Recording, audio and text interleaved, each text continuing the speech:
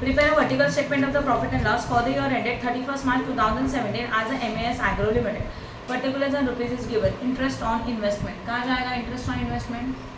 Other income. Yes, other income. उसके बाद sales कहाँ जाएगा?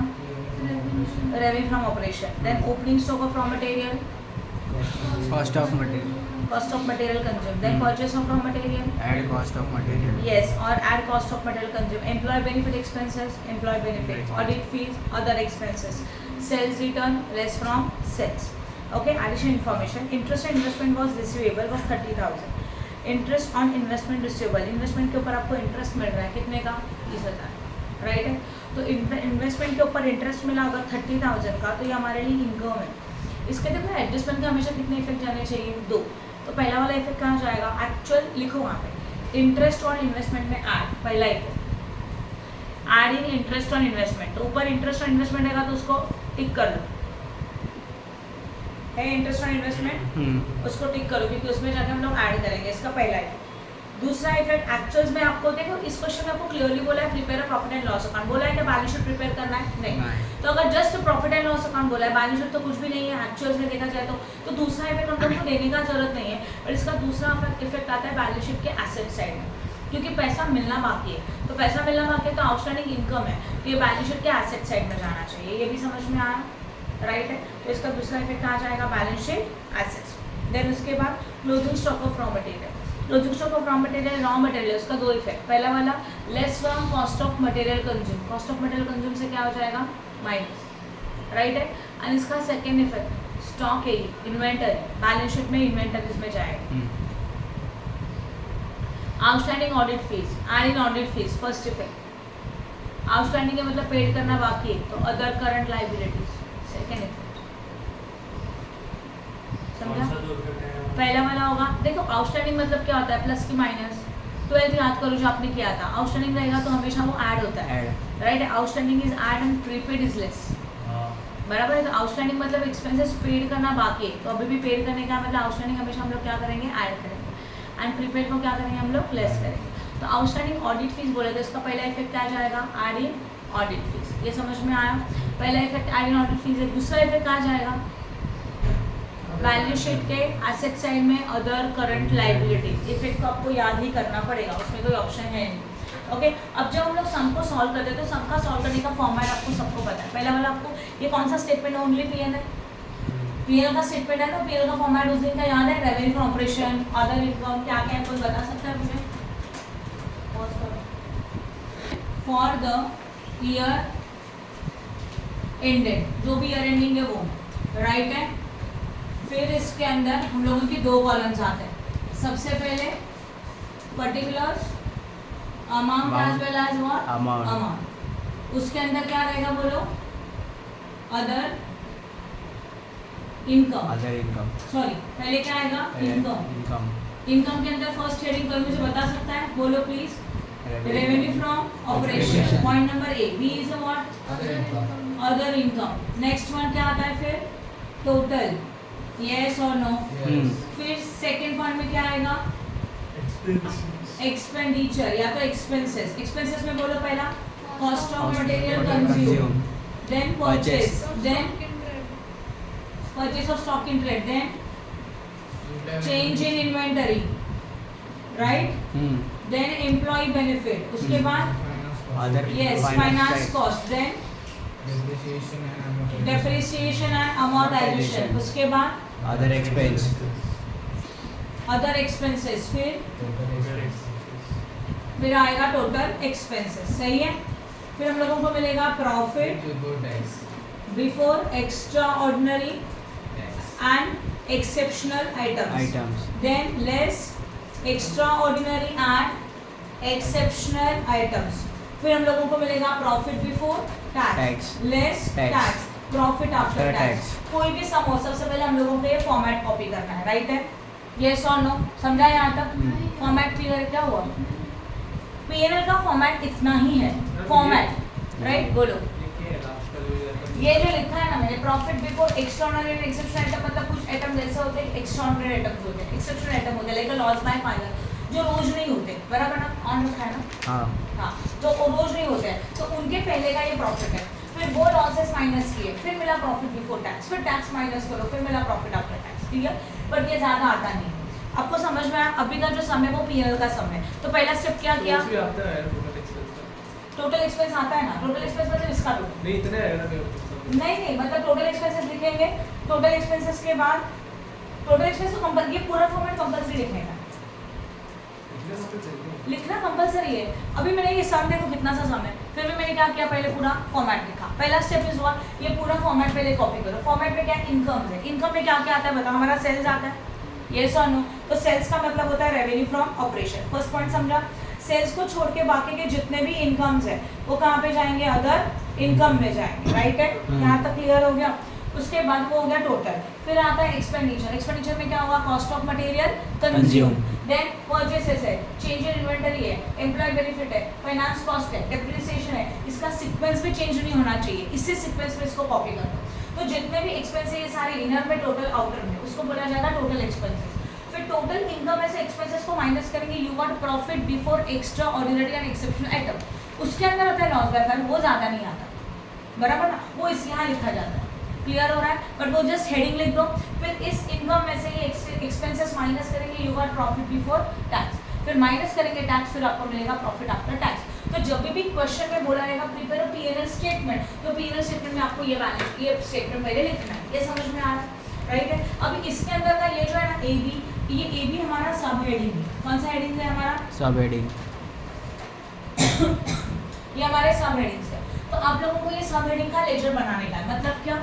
Working note, that is known as a note to account. Okay, अब सबसे पहले नोट टू अकाउंट में क्या आएगा? कॉलम बनाओगे। कॉलम कैसे बनाओगे आपको पता है? This is a particulars, again amount, right है? इसके अंदर पॉइंट नंबर 1 आएगा व्हाट, मतलब हेडिंग मत लिखो, डायरेक्टली लिखो revenue from operation. 3-4 line gap छोड़ो, ये वाला लिखो। फिर लिखो अदर इनकम, 3-4 लाइन गैप छोड़ दो, राइट है? फिर लिखो हम लोगों का cost of material consume, 3-4 line gap छोड़ो। फिर परचेसेस कुछ है कि नहीं चेक करो, शायद नहीं है, तो इतना सब लिखने का जरूरत भी नहीं है, पर पूरा फॉर्मेट एक्सप्लेन करो, इसके लिए लिख रही हूँ। फिर आता है चेंज इन इन्वेंटरी, ये भी इसमें भी कुछ नहीं है एक्चुअल्स में। चेंज इन इन्वेंटरी के बाद क्या है बोलो? एम्प्लॉय बेनिफिट एम्प्लॉय बेनिफिट, उसमें आता है सैलरी, वेजेस, सब कुछ। एम्प्लॉय बेनिफिट एक्सपेंसेस है क्या? कुछ देखेंगे बाद में, पहले फॉर्मेट लिख देते हैं। एम्प्लॉय बेनिफिट के बाद बताओ क्या आ रहा है? Finance expense. तो finance. Next one depreciation and amortization. Okay, then next one depreciation and amortization. फिर अदर एक्सपेंस। खत्म ना? समझा क्या किया? मैंने पहले फॉर्मेट लिखा, फॉर्मेट में जो ABCD सब हेड है उसका वर्किंग नोट बनाया। अभी सारा क्वेश्चन का पोस्टिंग इसमें होगा, इसका टोटल यहाँ होगा। क्लियर है? उस दिन भी हम लोगों ने यही टाइप का सम किया। चलो करें फिर लाइन में बताओ। सबसे पहले इंटरेस्ट ऑन इन्वेस्टमेंट है। इंटरेस्ट ऑन इन्वेस्टमेंट इनकम है, इसके ऊपर एडजस्टमेंट है, तो इनर में लिखेंगे इंटरेस्ट ऑन इन्वेस्टमेंट। कितना इंटरेस्ट ऑन इन्वेस्टमेंट बताओ प्लीज? 1 लाख, तो यहाँ पे जाएगा इनर में 1 लाख। डन? समझा? उसके बाद next one is a sales. Sales कहाँ पे जाएगा? Revenue from operation. तो सेल्स कितने का है बोलो? 4,50,000 का। उसके ऊपर भी एडजस्टमेंट है, तो इनर में लिखेंगे। कैसे समझेगा? नीचे जो एडजस्टमेंट था तब उसको टिक करके रखना चाहिए, तब आपको पता चलेगा एडजस्टमेंट है कि नहीं है। फिर उसके बाद next one is what? Opening stock of raw material है ना, सेल्स रिटर्न है ना नीचे, सेल्स रिटर्न सेल्स में से माइनस होता है ना, इसके लिए। ओके, फिर उसके बाद purchase of opening stock of raw material, cost of material consume में add opening stock of what? Raw material. बताओ opening stock of raw material कितने का है? 60,000 का, राइट ना? तो यहाँ लिखा 60,000। ठीक है, next one is purchase of raw material, इसी में ऐड होता है। कितना अमाउंट है बोलो? 2,50,000। 2,50,000। Next one employ benefit expense. Employ benefit में जाएगा कितना? 40,000। कोई एडजस्टमेंट नहीं है, राइट ना? ना। 40,000 सीधा आउटर कॉलम में। फिर audit fees. Audit fees other expenses में लिखेंगे, इसके ऊपर एडजस्टमेंट है 10,000। तो इनर में लिखेंगे 10,000। समझ रहा है कि ज़्यादा फास्ट हो रहा है? क्लियर हो गया? क्या किया? ये वाला देखो, क्वेश्चन में था opening stock of raw material, तो लिखा opening stock of raw material यहाँ आता है। अभी आपको इसके अंदर क्या आता है याद होना चाहिए। Opening stock of raw material, add purchases of raw material, add expense on purchase less closing stock of raw material. ये इसका फॉर्मेट है।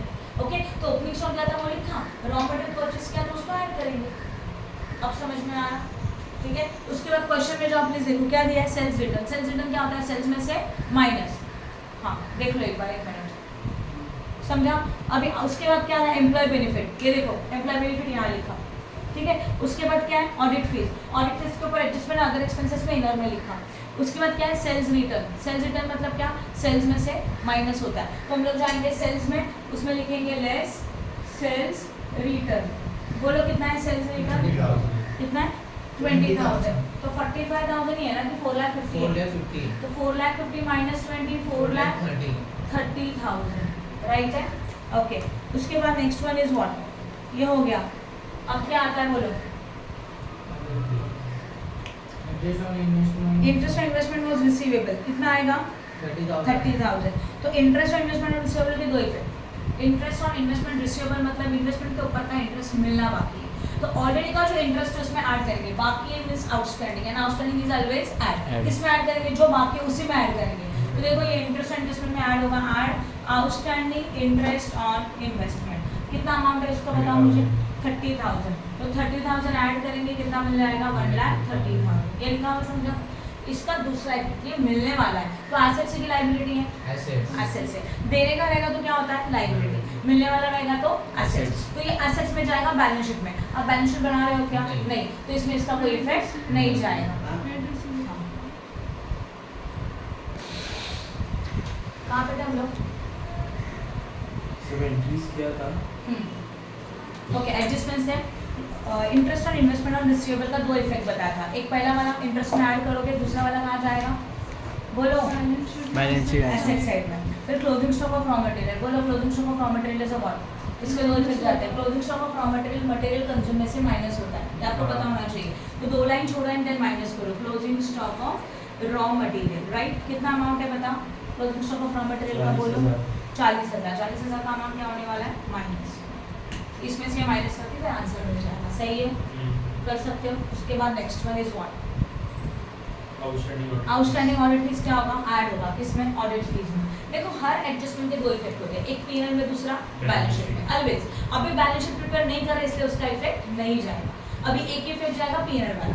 तो add on outstanding audit fees, बोलो कितना अमाउंट है आउटस्टैंडिंग ऑडिट फीस का, 20,000। तो 20,000 ऐड किया, टोटल कितना हो गया 30,000। नाउ प्लीज कॉन्सेंट्रेट, सबका टोटल मेरे बाहर में, ये हो गया, ये भी हो गया।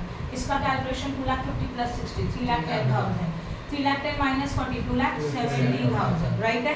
इसमें कुछ नहीं है, छोड़ दो, ये डायरेक्टली टोटल है, गुड, ये भी डायरेक्टली टोटल है, बाकी कुछ नहीं है। अभी जो अमाउंट्स हमारे पास अवेलेबल है उनको यहाँ पुट करते हैं। Revenue from operation is how much, 4,30,000। फिर next one other income is what, 1,30,000। 1,30,000। Cost of material consume is what, 2,70,000। Then next purchase में कुछ नहीं है। Then employ benefit is what, 40,000 है ना। उसके बाद क्या बताओ, अदर एक्सपेंसेस में कितना है 30,000, राइट है। अब कर लो इनका टोटल, 4, 5, 5,60,000, ये हो गया टोटल इनकम। अब इसका टोटल करो, इसमें कुछ नहीं है तो उसका टोटल 3,40,000 टोटल एक्सपेंसेस। 5,60,000 माइनस 3,40,000 कितना आएगा, 2,20,000। ये हो गया profit before extraordinary exceptional item, समझा। इसमें से माइनस करेंगे एक्सेप्शनल आइटम जो कि कुछ भी नहीं है, तो सेम अमाउंट नीचे आया 2,20,000। इसमें माइनस करने का टैक्स दिया है क्वेश्चन में, नहीं होता तो डायरेक्ट यहाँ लिखते थे, नहीं दिया है तो डैश, फिर अमाउंट मिला 2,20,000। अब समझ में आ रहा है, 3-4 सम करेंगे तब भी जाकर वो लिंक समझेगा। पीरियड का फॉर्मेट है, पीरियड का क्वेश्चन इसलिए पीरियड का फॉर्मेट लिखा, जो एबीसीडी हेडिंग है उसको वर्किंग नोट बनाया, सारे क्वेश्चन का पोस्टिंग वर्किंग नोट में किया, मतलब नोट टू अकाउंट में, टोटली यहाँ पोस्ट किया, कैलकुलेट। क्लियर हो गया अभी तो, एंड प्लीज अभी इसको सॉल्व करेंगे, नहीं तो कुछ याद नहीं आने, ठीक है ना। अभी छोटा मोटा मैं और 1-2 सम ले रही हूँ जो सिर्फ पीएनएल का, ठीक है ना। तो आप उसको अभी बैठ के सॉल्व करेंगे, घर पे नहीं समझेगा घर पे जाने के बाद। अनसॉल्व पे जाओ, हाँ पिक ले लो, पॉज करूँ, फिर लिख लेना। We are starting with the question number 11। From the following particulars of Sonali Limited, prepare a profit and loss statement as on 31st March 2017 as per the revised schedule. Opening stock of finished goods. बोलो opening stock of finished goods. Listen, yes. Change in inventory, right? And closing stock of finished goods. Change in inventory में minus. Question number 11 है. 11 में नहीं है ये सब. 11 पे जाके देखा, यहाँ पे के छोड़ो फिर फोटो ले लो प्लीज, फोटो देख लो, इसके बुक में है उसको देखो। From the following particulars of the Sonali Limited, prepare a profit and loss statement as on 31st March 2017 as per the revised schedule. Opening stock of finished goods. Opening stock of finished goods है, ये जाएगा change in inventory. Closing stock of finished goods change in inventory के heading में minus. Clear है? उसके बाद purchases में होगा, sales में होगा, मतलब revenue from operation. फिर interest received क्या हमारे लिए income है. Income में तो कहाँ जाएगा? Other income. Discount will be other income. Depreciation and plant and machinery. बोलो.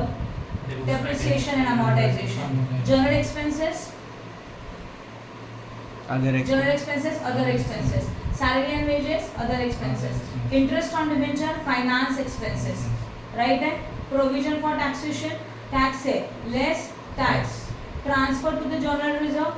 General reserve में transfer हो रहा है. तो ये होगा less. इसको साइड में रखो, इसका इफेक्ट मैं बाद में बताऊंगी, अभी इसको कुछ मत करना। एंड प्रॉफिट एंड लॉस का क्रेडिट बैलेंस प्रीवियस ईयर का, इसको भी कुछ मत करो। राइट, यहाँ तक समझ में ये नहीं आता है, यहाँ पे ये दोनों छोड़ दो लास्ट में। आपको समझा जो जो इफेक्ट बता। अब इसको आप कैसे परचेसेस में जाएगा सीधा, purchase of stock in trade. तेजेस एक्सपेंसेस मध्ये purchase of stock in trade, ये देखो परचेस अलग से हेडिंग है ना, ये क्या परचेसेस। हाँ फर्स्ट हाँ 4 एंट्रीज है, opening stock of finish goods, वो रेवेन्यू काम opening stock of finish goods देखो, ये चेंज इन इन्वेंटरी है, ओपनिंग है उसमें से क्लोजिंग माइनस करते हैं, चेंज इन इन्वेंटरी, समझा। Closing stock same change in inventory में माइनस, परचेसेस में जाता है, सेल्स रेवेन्यू फ्रॉम ऑपरेशन में जाता है। कर सकते हो। इसको सॉल्व कैसे करेंगे, पहला मेन फॉर्मेट लिखोगे, नोट टू अकाउंट में इफेक्ट दोगे एंड टोटली करेंगे, कंफ्यूजन है पेंसिल से सॉल्व करो। कर सकते हो। प्लीज कल के दो और आज के दो कंप्लीट रखो, तभी जाके आगे का समझेगा, नहीं तो कुछ समझ में नहीं आएगा। ठीक है, तो आज के लिए इतना 4 कर सकते हो कंप्लीट, कल का दो आज का दो, कल का दो कंप्लीट है, हाँ आज का दो ये करने का। ठीक है ठीक है ना, ओके फाइन।